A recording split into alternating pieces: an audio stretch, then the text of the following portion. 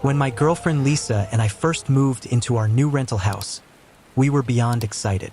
It was a cute little place just outside of town, with a big backyard and plenty of space for the two of us. The rent was surprisingly affordable, which we chalked up to luck. The landlord, an older guy named Mr. Thompson, seemed nice enough, though he was a little odd. During the house tour, he had been friendly and talkative, but when we asked about the basement, his demeanor shifted. He hesitated for a moment before casually saying it was mostly for storage and that we wouldn't need to go down there. At the time, we didn't think much of it. We were just excited to move in and start our new life together. First, everything was perfect. We spent the first week unpacking, arranging furniture, and making the house feel like home. Lisa loved the kitchen, and I was thrilled to finally have an office space. But then, little things started happening. Small, almost unnoticeable things. Lisa was the first to bring it up. One night, as we were watching TV, she casually mentioned that she thought some of our food was missing. I laughed it off, joking that she probably just ate it and forgot. But she was sure. The cereal box was half full yesterday, and now it was nearly empty. Same with the peanut butter. It's probably just us not paying attention, I said, shrugging. We've been so busy with the move. She didn't push the issue, but I could tell it was bothering her. Then, a few days later, she pointed out that our silverware drawer was slightly open. Not just once, but multiple times. And it wasn't just the silverware. Some of the cabinets, the fridge, even the bathroom drawers. Sometimes they were open just an inch or two when we swore we had closed them. Again, I brushed it off. Old houses settle, I told her. Air pressure shifts. Floors creak. Things move. But deep down, something felt off. Then came the noises. Lisa woke me up one night, shaking my arm. "Did you hear that?" she whispered. I groggily sat up. Hear what? Shuffling, like footsteps, downstairs. I listened. The house was quiet except for the faint hum of the refrigerator. "You probably just heard the pipes," I mumbled, pulling her back down into bed. But the next night I heard it too. A faint shuffling sound, almost like someone was walking around below us. It wasn't the wind, and it definitely wasn't just the house settling. Still, I tried to rationalize it. Maybe an animal got in? A raccoon or a possum? Lisa wasn't convinced. "I think we should check the basement," she said. I didn't want to admit it, but the thought made my stomach twist. One afternoon, while I was at work, Lisa decided she couldn't take it anymore. She went down to the basement alone. Later, when she called me, her voice was shaking. "Mark, there's a hidden door down here." "What?" I was moving some boxes around, and I found it. It leads to this tiny room. There's a sleeping bag, food wrappers, a toothbrush. I felt my chest tighten. "Get upstairs. Lock the doors. I'm coming home." I broke every speed limit getting back to the house. By the time I arrived, Lisa was pale and visibly shaken. We called the police immediately. When the officers arrived, they searched the basement. The small room was empty, but they confirmed that someone had definitely been living there recently. The sleeping bag was still warm when Lisa found it. That realization made my skin crawl. Whoever it was, they must have been watching us, moving around while we slept, eating our food. The police didn't find any signs of forced entry, which meant they had a key. When we confronted Mr. Thompson, he hesitated. Then, after a long silence, he sighed and confessed. "My brother," he said quietly. He's had a rough time. He's not dangerous, I swear. I let him stay here before you moved in, but I thought he left. I didn't know he was still here. I was furious. You didn't think to check. He's been living in our basement." The police started looking for him, but he was gone. It was like he had just disappeared. We changed the locks, added security cameras, and tried to move on. But a week later, Lisa woke up in the middle of the night with a scream. I shot up in bed. What's wrong?" She was shaking, clutching a piece of paper in her hands. A single sheet placed neatly on her nightstand. It had just 4 words, scrawled in messy handwriting.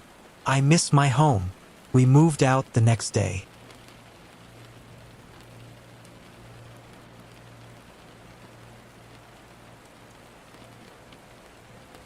never thought I'd be the kind of person to own a house. I'm a freelance writer, which basically means my income is unpredictable at best. But when I found this little place on the outskirts of town for way less than market value, I jumped on it. It was nothing fancy, just a small, one-story house with a decent-sized yard and enough space for me to work without distractions. The only weird thing? One of the rooms was locked, and the previous owner never left a key. The real estate agent had shrugged it off when I asked about it. Probably just storage, she said. The previous owner was an older guy. Maybe he forgot where he put the key. At the time, I didn't think much of it.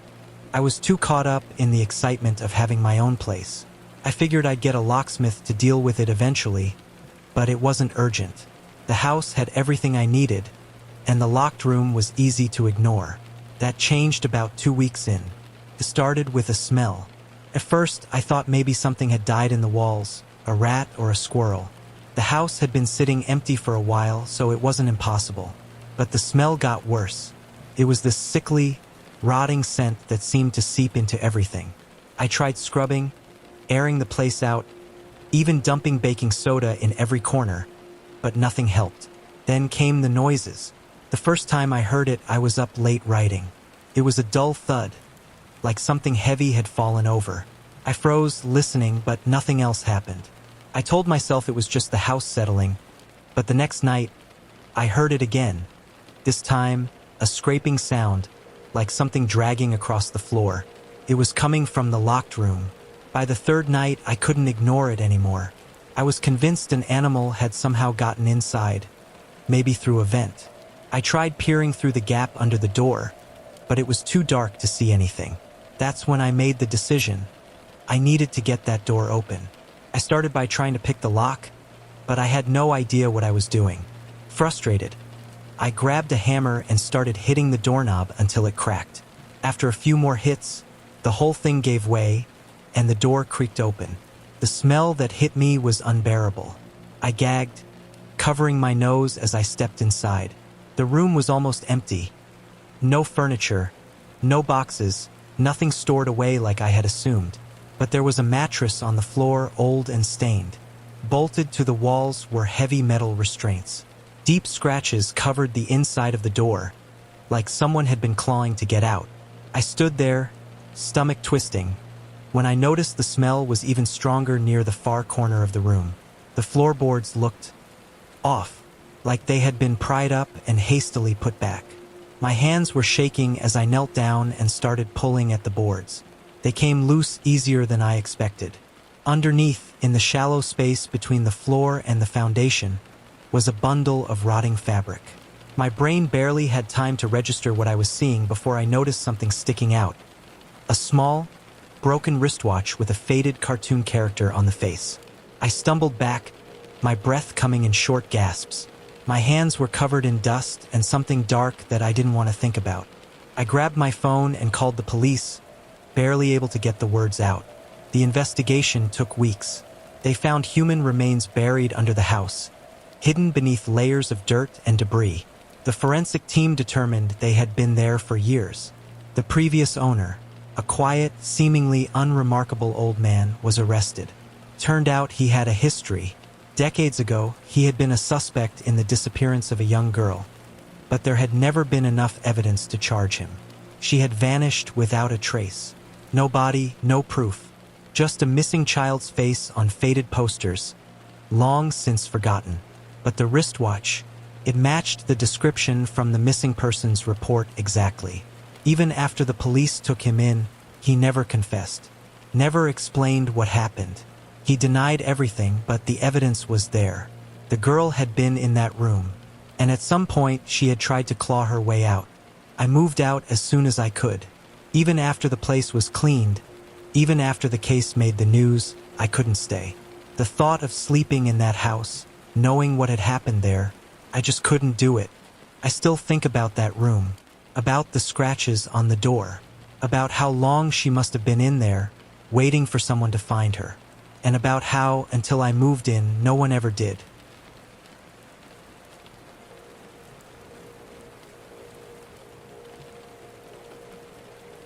After my divorce, I just wanted a fresh start. I found a modest house in a quiet suburban neighborhood. One of those places with neatly trimmed lawns and friendly neighbors who waved when you walked by. It was perfect, peaceful, exactly what I needed after the mess my life had become. On my first day, as I was unloading boxes, an elderly woman from next door shuffled over. She introduced herself as Mrs. Carter, one of those sweet old ladies who baked too much and gave unsolicited life advice. She glanced at my house, then at me, and her face grew serious. "You seem like a nice young woman, so I'll just say this once," she said, lowering her voice. "Don't leave your bedroom window open at night." I laughed a little, thinking she was just being overly cautious. "Why?" She pursed her lips, hesitated. "Just don't. Bad things have happened before." I didn't ask for details. It sounded like small-town paranoia or maybe an old woman's superstition. I thanked her, promised I'd be careful, and went back to unpacking. For the first few weeks, everything was great. The house was a little old, but charming. I spent my evenings curled up on the couch, enjoying the quiet. The nights were warm, and I got into the habit of leaving my bedroom window cracked open for fresh air. Then the weird things started happening. First, it was small. I'd wake up feeling unsettled, like something had disturbed my sleep. Sometimes, I swore I heard rustling outside, but when I looked, nothing was there. Maybe it was the wind, maybe a stray animal. I brushed it off. One morning, I noticed faint dirt marks on the outside of my windowsill. It struck me as odd, but again I reasoned it away, maybe from the rain or something brushing up against it. Still, something about it nagged at me. Then came the night I woke up abruptly, my heart pounding, with the overwhelming feeling that I was being watched. I turned on the lamp, trying to shake the fear, but when I glanced at my window, I saw it was open wider than I'd left it. A cold panic ran through me. Had I done that in my sleep? No, I was sure I hadn't. I got up, shut and locked it, and spent the rest of the night tossing and turning. The next day, I installed a small security camera outside my bedroom window, just for peace of mind, just to prove to myself that it was nothing. That night, I slept better knowing the camera was there. The morning after, I checked the footage out of curiosity. What I saw made my stomach drop. At around 2:43 a.m., a man emerged from the darkness. He climbed onto my first-floor window ledge and stood there, just stood there, watching me sleep. He stayed for nearly 2 hours. I felt sick, violated. I had slept through the whole thing, completely unaware. My hands were shaking as I called the police. When the officers arrived, they took my statement and reviewed the footage. They patrolled the neighborhood but found nothing. One of them suggested it could have been a homeless man passing through, but the way he stood there, motionless, for hours, it felt personal. I didn't sleep that night. Every creak, every rustle sent my heart racing. I kept all the lights on, my phone clutched in my hand. Then, around 3 a.m., I heard it. A slow, deliberate scratching sound. But this time, it wasn't at the window. It was at my back door. My blood turned to ice. I grabbed my phone and dialed 911, whispering my address. "Someone's trying to get into my house." The scratching stopped. Silence. My ears strained to hear anything over the hammering of my heart. Then a faint shuffling sound. Movement in the backyard. Minutes felt like hours until I saw the flashing red and blue lights wash over my walls. I ran to the front door just as the officers arrived. They swept the property, their flashlights cutting through the darkness. And then they found him, hiding in my backyard shed. He was arrested on the spot. Turns out he wasn't just some random intruder.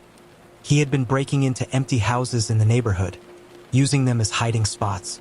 But more disturbingly, he had a pattern. He targeted women who lived alone. He watched them, waited.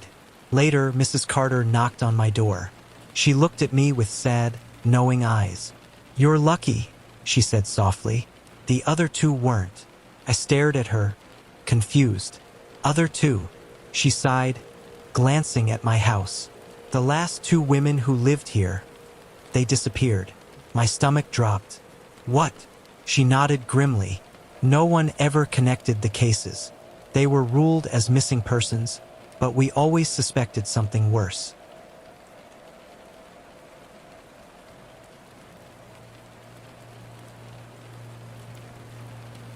I still don't know how we didn't realize it sooner. When I think back on all the little signs, I feel sick. But at the time, none of it seemed strange enough to question. Not until it was too late. My wife, Sophie, and I had just moved into our new home. A real fixer-upper in a quiet neighborhood. It wasn't perfect, but we got it for a steal. The plan was to renovate room by room, make it ours. That first week was chaos. Boxes everywhere. Paint samples taped to the walls. The smell of dust and old wood settling in our noses. So when a few boxes seemed to be missing, we just assumed it was the mover's mistake. No big deal. First, it was just little things. A box of books I swore I'd brought in from the car but couldn't find anywhere. Sophie's winter coats vanishing, even though I distinctly remembered stacking them in the closet. We probably left them in the garage, she said. Or maybe they're in the basement. We were exhausted, so I let it go. Then Sophie found one of the missing boxes in the attic. She had gone up there looking for extra storage space when she saw it. One of our boxes torn open, shoved in a dark corner.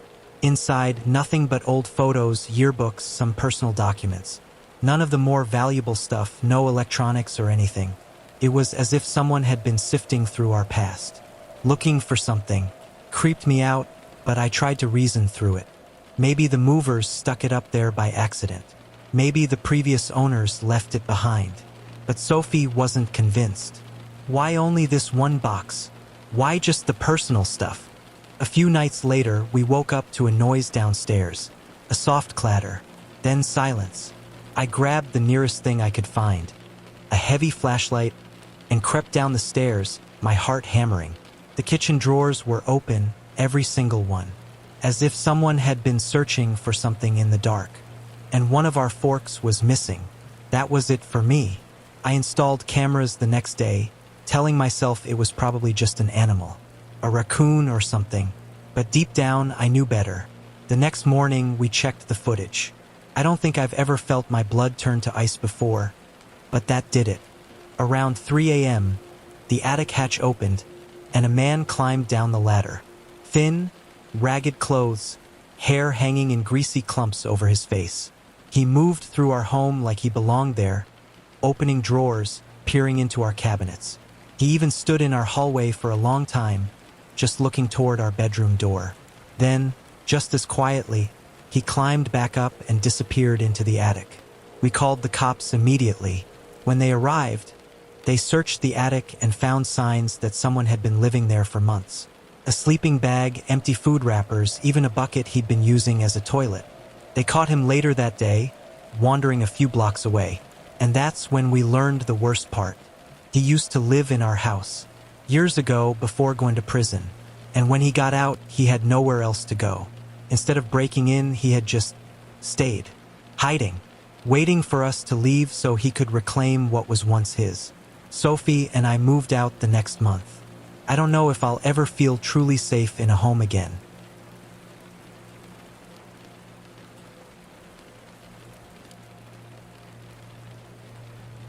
When my wife Rachel and I bought our first home, we were beyond excited. It was a little old farmhouse tucked away in the countryside, perfect for our dream of renovating a place together. It needed work, lots of it, but that's what we wanted, a project we could make our own. The house had been sitting empty for years. It wasn't in terrible shape, just outdated. The previous owner had apparently passed away with no family, and the house had gone up for auction. We got it for a steal. First, everything seemed perfect. A few weeks into our renovations, we started noticing something odd. Some of the walls sounded off, like they were hollow. I shrugged it off at first, thinking it might just be bad insulation or old construction. But one particular wall, near the back of the house, sounded completely empty behind it. Curiosity got the best of me. One afternoon, while Rachel was at work, I decided to investigate. I grabbed a hammer and made a small hole just big enough to peek through. Behind the drywall was a narrow, hidden crawl space. It was dark, and at first I couldn't make out much. I widened the hole and squeezed my way inside with a flashlight. That's when I saw it. The space wasn't just an empty void. There were old tools scattered around, rusted hammers, a handsaw, a crowbar. and in the corner there was a filthy sleeping bag. Next to it, bolted to the wall, was a thick rusted chain with a cuff at the end, like it was meant to restrain someone. I felt my stomach drop. What the hell had we just found? When Rachel got home, I showed her everything. She was just as unsettled as I was. We decided to ask around, see if anyone in the neighborhood knew anything about the house's history. Most people we talked to just shrugged, saying they didn't know much about the previous owner. But there was one old man, Mr. Garrison, who lived down the road. When we asked him, his face turned pale. "You didn't hear?" he asked, lowering his voice. "That house belonged to a contractor. He used to do a lot of the renovation work around here. But one day he just up and disappeared. No one ever saw him again." We asked if he knew anything about hidden rooms or crawl spaces, but he just shook his head. "I don't know what he was into," he said, "but people always said something was off about him." Rachel and I tried to brush it off. Maybe it was just an urban legend. Maybe the crawl space had a normal explanation. Someone had used it as a hideout or storage. Still, the chain, it didn't sit right with me. A few days later, we were clearing out the dust and debris from the space when Rachel suddenly froze. She pointed at the floor. "Tom," she whispered, "look, there were footprints. Fresh ones, leading from the entrance of the crawl space to the far wall. We hadn't been in there since I first opened it. I knew with absolute certainty that those footprints hadn't been there before. Someone had been inside. I felt a shiver run down my spine. "We're locking this up," I said. I grabbed some plywood and sealed up the hole as best as I could. But neither of us felt right about it. If someone was sneaking in, that meant they had another way in. That night, I decided to stay up and keep watch. Rachel went to bed, but I set up a chair in the living room with a baseball bat nearby. I don't know what I expected, but I wasn't going to ignore this. At around 3 a.m., I heard it. A slow, deliberate creak of the floorboards. I held my breath, straining to listen. Then, another creak. Closer this time. I grabbed the bat and stood up. The sound was coming from the back of the house, right where the crawl space was. I took a deep breath and moved toward it. My hands were shaking, but I forced myself forward. When I reached the spot, I saw something that made my blood run cold. The hatch was open. The plywood I had nailed over the hole was broken. The sleeping bag was gone. And the chain had been snapped in half. Whoever had been staying there wasn't just sneaking in. They had been trapped there. And now they were free. I ran back to the bedroom and woke Rachel up. We called the police immediately. When they arrived, they searched the house and found no one. But they did find something else. Behind another section of the wall, further back in the crawl space, was another hidden door. And behind that, another room. It was clear now whoever had lived here before had been building hidden spaces. But not for himself, for someone else. The police took it from there. They did some digging and uncovered old records that made everything worse. The missing contractor? He had been accused years ago of installing secret rooms in homes. Some people thought he was doing it for thieves. Others suspected something much worse. The worst part? The footprints in the crawl space suggested that whoever had been living there had still been coming back. And they had been watching us the whole time. We left the house that same week, put it back on the market, and took the loss. I don't care how much money we lost. I wasn't staying another night.